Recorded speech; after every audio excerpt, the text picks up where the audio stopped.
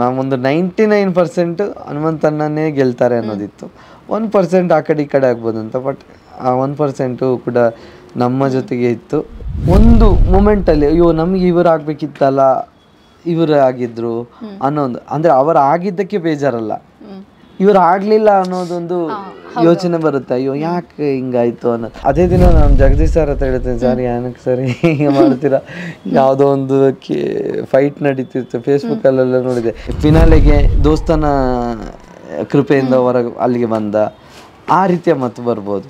ದೋಸ್ತನಿಂದನಾಗೆ ಇವನು ಇಲ್ಲಿ ಬಂದಿರೋದು, ಇಲ್ಲಾಂದರೆ ಹೌದು ಅಂತ ಮಾತುಗಳನ್ನ ಕೇಳಿಸ್ಕೊಳ್ಬೋದೇನೋ. ಟಾಪ್ 6 ಅಂತ ಬಂದರೆ ಧನ್ರಾಜ್ ಅವ್ರು ಇರಬೇಕಿತ್ತು ಅಂತ ಎಲ್ಲರೂ ವಿಶ್ ಕೂಡ ಆಗಿತ್ತು.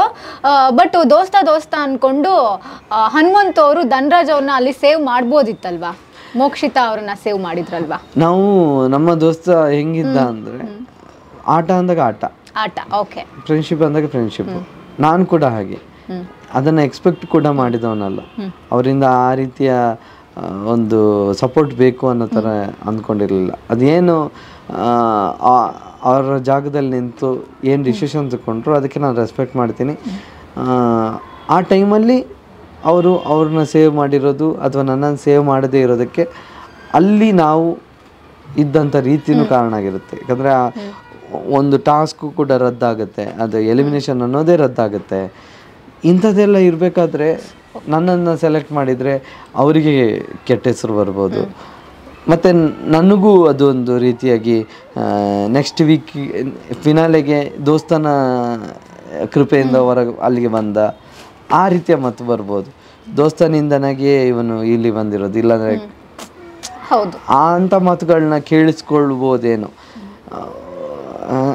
ಆ ರೀತಿ ನೋಡಿದಾಗ ದೋಸ್ತ ಏನು ಡಿಸಿಷನ್ ತಗೊಂಡಿದ್ದಾರೆ ಅದು ಕರೆಕ್ಟಾಗಿರುತ್ತೆ. ಬಹುಶಃ ನಾನು ಕೂಡ ಅಂಥ ಕ್ಯಾಪ್ಟನ್ ಪೊಸಿಷನಲ್ಲಿದ್ದು ಅಲ್ಟಿಮೇಟ್ ಕ್ಯಾಪ್ಟನ್ ಅಂತ ಬಂದಾಗ ಅಂಥ ಒಂದು ಪವರ್ ಕೊಟ್ಟಿದ್ದರೆ, ದೋಸ್ತ ನನ್ನ ಥರನೇ ತಪ್ಪು ಮಾಡಿದ್ದಿದ್ದರೆ ನನ್ನ ದೋಸ್ತನ ಸೆಲೆಕ್ಟ್ ಮಾಡ್ತಿರ್ಲಿಲ್ಲ. ಅಂದರೆ ಅಲ್ಲಿ ಯಾವುದಾದ್ರೂ ಒಂದು ವಿಷಯ ರದ್ದಾಗಿದೆ ಅಥವಾ ನಮ್ಮಿಂದ ಏನಾದ್ರು ತೊಂದರೆ ಆಗಿದೆ ಅಂದಾಗ ಅದೇ ದೊಡ್ಡದಾಗಿ ಕಾಣಿಸುತ್ತೆ. ನಿಮಗೆ ಹೊರಗಡೆ ನೋಡೋದಕ್ಕೂ ಅಲ್ಲಿದ್ದು ನಾವು ಜೀವಿಸೋದಕ್ಕೂ ತುಂಬ ಡಿಫ್ರೆನ್ಸ್ ಇದೆ. ಹೌದು. ಈಗ ಮನೆಯಲ್ಲಿ ಇಟ್ಕೊಂಡು ನೀವು ಒಂಥರ ಹೋರಾಡಿದರೆ, ಮನೆ ಆಚೆ ಅಂತಲೇ ನಿಮ್ಮ ಫ್ಯಾಮಿಲಿಯವರು ಒಂಥರ ವೋಟ್ ಹಾಕ್ಸೋದಿರ್ಬೋದು ಅಥವಾ ಕ್ಯಾಂಪೇನ್ ಮಾಡೋದಿರ್ಬೋದು, ಇದೆಲ್ಲ ಬಹಳ ದೊಡ್ಡ ಕೆಲಸ ಅಲ್ವಾ. ನೀವು ಆಚೆ ಬಂದಮೇಲೆ ಅದನ್ನೆಲ್ಲ ನೋಡಿದ್ಮೇಲೆ ಏನು ಅನ್ನಿಸ್ತು? ನನಗೆ ಗೊತ್ತಿರಲಿಲ್ಲ. ನಾನು ತುಂಬ ಫಸ್ಟಿಗೆ ಅಪ್ರಿಷಿಯೇಟ್ ಮಾಡ್ಬೇಕಂದ್ರೆ ನನ್ನ ಹೆಂಡತಿ. ಪಾಪ ಅವಳು ಮಗುನ ಇಟ್ಕೊಂಡು, ನಾನು ಇಲ್ಲಿ ಕಸಿನಿಗೆ ಜಾಬ್ ಅಂತೇಳಿ ಅವನು ಹೊರಗಡೆ ಹೋಗ್ತಾನೆ, ಇಲ್ಲಿ ಯಾರು ಇರಲಿಲ್ಲ, ಅವಳು ಒಬ್ಬಳೇ. ನಮ್ಮ ಆ್ಯಕ್ಚುಲಿ ಬಿಗ್ ಬಾಸ್ ಮನೆಯಲ್ಲಿ ಇರೋ ಟಾಸ್ಕಿಗಿಂತ ಈ ಟಾಸ್ಕ್ ಇದೆಯಲ್ಲ ಅದು ತುಂಬ ದೊಡ್ಡದು. ಅವಳೇ ಎಲ್ಲ ಡ್ರೆಸ್ ಎಲ್ಲ ಹುಡುಕ್ತಿದ್ಲು, ಶಾಪಿಂಗ್ ಮಾಡ್ತಿದ್ಲು ಮಗುನ ಇಟ್ಕೊಂಡು. ಮತ್ತು ನನ್ನ ಮನೆ ಇಲ್ಲಿ ಚಿಕ್ಕ ಮನೆ, ಇದು 4th ಫ್ಲೋರ್, ಅದು ಸ್ಟೆಪ್ ಹತ್ಕೊಂಡೇ ಬರಬೇಕು. ಮೊನ್ನೆನೂ ಹಾಗೆ ಹತ್ಕೊಂಡು ಬರಬೇಕಾದ್ರೆ ಫೀಲ್ ಮಾಡ್ಕೊಂಡ್ಲು, ನಾನು ಇಲ್ಲಿ ಎಷ್ಟು ಸಲ ಓಡಾಡಿದ್ದೀನಿ ಹಾಗೆ ಹೀಗೆ ಅಂತ. ಮತ್ತು ಆಚೆ ಈಚೆ ಓಡಾಡೋದಕ್ಕೆ ಇಲ್ಲಿ ನಮ್ಮ ಮನೆ ಕೆಳಗೆ ಮನೆಯವರು ಕೂಡ ಸಪೋರ್ಟ್ ಮಾಡಿದರು, ಕೆಳಗಡೆ ಮನೆಯವರು ಎಲ್ಲರೂ ಕೂಡ ಒಂದು ರೀತಿಯಲ್ಲಿ ಎಲ್ಲರೂ ಕೂಡ. ಮೇಯ್ನಾಗಿ ನನ್ನ ಫ್ರೆಂಡ್ಸು ಹರ್ಷಿತ್, ರಾಜೇಶು, ಕಿಶೋರು, ಇವರೆಲ್ಲ ಏನು ಮಾಡ್ತಿದ್ರು ಅಂದರೆ ಊರಲ್ಲಿ ಇದ್ಕೊಂಡು ಸಪೋರ್ಟ್ ಮಾಡ್ತಾಯಿದ್ರು. ಇವ್ರದ್ದೆಲ್ಲ ಕಾಂಟ್ರಿಬ್ಯೂಷನ್ ಫ್ಯಾಮಿಲಿ ಎಲ್ಲರೂ ಕೂಡ ಸಪೋರ್ಟ್ ಮಾಡಿರೋ ರೀತಿಯೇ ನಾನು 16ನೇ ವೀಕಿಗೆ ಬಂದಿದ್ದು ಅಂತ ಹೇಳಕ್ಕೆ ಇಷ್ಟಪಡ್ತೀನಿ. ಬಿಗ್ ಬಾಸ್ ಮನೆಯಿಂದ ಆಚೆ ಬರ್ತಿದ್ದಂಗೆ ಕಲರ್ಸ್ ಕನ್ನಡದವರು ಧನ್ರಾಜ್ ಅವ್ರನ್ನ ಮತ್ತೊಂದ್ಸಲ ಕ್ಯಾಚ್ ಹಾಕೊಂಡ್ಬಿಟ್ರ ಹಂಗೆ ಗರ್ಲ್ಸ್ ವರ್ಸಸ್ ಬಾಯ್ಸ್ಗೆ? ಇಲ್ಲ, ನನಗೆ ಕ್ಯಾಚ್ ಹಾಕೊಂಡ್ರು ಅನ್ನೋದಕ್ಕಿಂತ ನನಗೆ ಮೊದಲಿಂದನೂ ಅವಕಾಶ ಕೊಡ್ತಿದ್ದಾರೆ ಕಲರ್ಸ್ ಕನ್ನಡ. ಗಿಚ್ಚಿ ಗಿಲಿಗಿಲಿಯಿಂದನೂ ಅವಕಾಶ ಸಿಕ್ತು. ಅಲ್ಲಿಂದ ಬಿಗ್ ಬಾಸ್ ಅನ್ನೋ ಒಂದು ದೊಡ್ಡ ಪ್ಲ್ಯಾಟ್ಫಾರ್ಮು, ಅದರಿಂದ ಹೀಗೆ ಜನ ಎಷ್ಟು ಇಷ್ಟಪಡ್ತಿದ್ದಾರೆ ನನ್ನ, ಅದೇ ಒಂದು ಅವಕಾಶ ಕೊಡ್ತಿದ್ದಾರೆ. ನಾನು ನೀವೇನು ಹೇಳಿದ್ರು ತಗೋತೀನಿ ಅನ್ನೋ ಥರ. ಇವಾಗ ಗಿಚ್ಚಿ ಗಿಲಿಗಿಲಿ ಇದ್ದಿದ್ದ ಧನ್ರಾಜ್ ಆಚಾರ್ ಅವ್ರಿಗೂ ಬಿಗ್ ಬಾಸಿಂದ ಒಂದಷ್ಟು ಜನರ ಮನಸ್ಸನ್ನು ಗೆದ್ದು ಗರ್ಲ್ಸ್ ವರ್ಸಸ್ ಬಾಯ್ಸ್ಗೆ ಹೋಗಿರುವಂತಹ ನಿಮಗೂ ಏನು ಡಿಫ್ರೆನ್ಸ್ ಇದೆ? ಗಿಚ್ಚಿ ಗಿಲಿಗಿಲಿಯಿಂದ ಬಂದ ಧನರಾಜ್ಗೆ ಒಂದು ಜವಾಬ್ದಾರಿ ಇರಲಿಲ್ಲ. ಓಕೆ, ಜವಾಬ್ದಾರಿ ಅಂದರೆ ಇತ್ತು, ಹೆಂಗಾದರೂ ನಡೆಯುತ್ತೆ ಅನ್ನೋ ಥರ. ಈಗ ಬಿಗ್ ಬಾಸ್ ಇಂದ ಹೊರಗಡೆ ಬಂದ ಮೇಲೆ ಜವಾಬ್ದಾರಿ ಜಾಸ್ತಿ, ಏನೋ ಒಂದು ನೋಡೋ ಕಣ್ಣುಗಳು ಜಾಸ್ತಿ ಆಗಿರುತ್ತೆ. ನನ್ನ ಕೆಲಸನೂ ಅಷ್ಟೇ ಜಾಸ್ತಿ ಆಗಿರಬೇಕು. ನಾನು ಎಂಟರ್ಟೈನ್ಮೆಂಟ್ ಅನ್ನೋದು ನನ್ನಿಂದ ಎಕ್ಸ್ಪೆಕ್ಟೇಷನ್ ಮಾಡ್ತಿದ್ದಾರೆ. ಅದೇನೋ ಗೊತ್ತಿಲ್ಲ, ಬಿಗ್ ಬಾಸ್ ಮನೆಯಿಂದ ಹೊರಗಡೆ ಬಂದ ಮೇಲೆ ಆ ಕಂಟೆಸ್ಟೆಂಟ್ ಜೊತೆ ಇದ್ದಿದ್ದು ನಿನ್ನೆ ಶೂಟ್ ಆಯಿತು, ಇನ್ನು ಅದಕ್ಕೊಂದು ಅಡ್ಜಸ್ಟ್ ಆಗಿಲ್ಲ ಅನ್ನೋ ಥರನೇ ಇದೆ. ಬಟ್ ನಮ್ಮ ಪ್ರಯತ್ನ ನಾವು ಪಟ್ಟಿದ್ದೀವಿ. ನೋಡಬೇಕು ಈಗ ಈ ವೀಕಲ್ಲಿ ಬರುತ್ತೆ ಬಾಯ್ಸ್ ವರ್ಸಸ್ ಗರ್ಲ್ಸ್. ತುಂಬ ಚೆನ್ನಾಗಿದೆ, ತುಂಬ ಡಿಫ್ರೆಂಟ್ ಆಗಿದೆ. ನೆಕ್ಸ್ಟ್ ಕ್ವಶನ್ ನಂದು ಅದೇ ಇತ್ತು, ಅದು ಏನದು ಅಂತ ಇತ್ತು.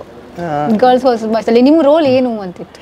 ಬಾಯ್ಸ್ ವರ್ಸ್ ಗರ್ಲ್ಸ್ ಅಂದರೆ ವರ್ಸ್ ಅಂತ ಬಂದಾಗಲೇ ಗೊತ್ತಾಗ ಜಗಳ ಇದ್ದೇ ಇರುತ್ತೆ ಅಂತ. ಅವರಿಗೆ ನಾವು ಮಾತಾಡ್ತೀವಿ, ಅವರು ನಮಗೆ ಮಾತಾಡ್ತಾರೆ.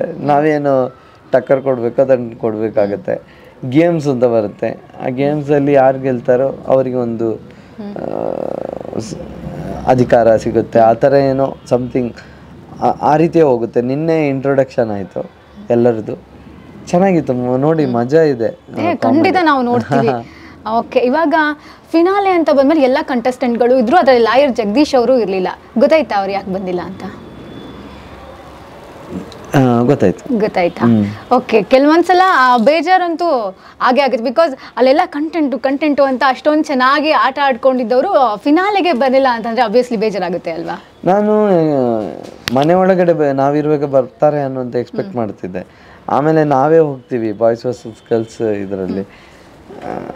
ಜಗದೀಶ್ ಸರ್ ಫಿನಾಲೆಗೆ ಬರಲಿಲ್ಲ ಅಂದರೆ ಅದೇ ದಿನ ನಾನು ಜಗದೀಶ್ ಸರ್ ಹತ್ರ ಹೇಳ್ತೇನೆ, ಸರ್ ಏನಕ್ಕೆ ಸರ್ ಹೀಗೆ ಮಾಡ್ತೀರಾ? ಯಾವುದೋ ಒಂದು ಫೈಟ್ ನಡೀತಿತ್ತು ಫೇಸ್ಬುಕ್ಕಲ್ಲೆಲ್ಲ ನೋಡಿದೆ, ನೀವು ಅದರಲ್ಲೆಲ್ಲ ನೋಡಿ ಬರಲ್ಲ ಅಂದ್ಕೊಂಡಿದ್ದೆ ಅಂತ.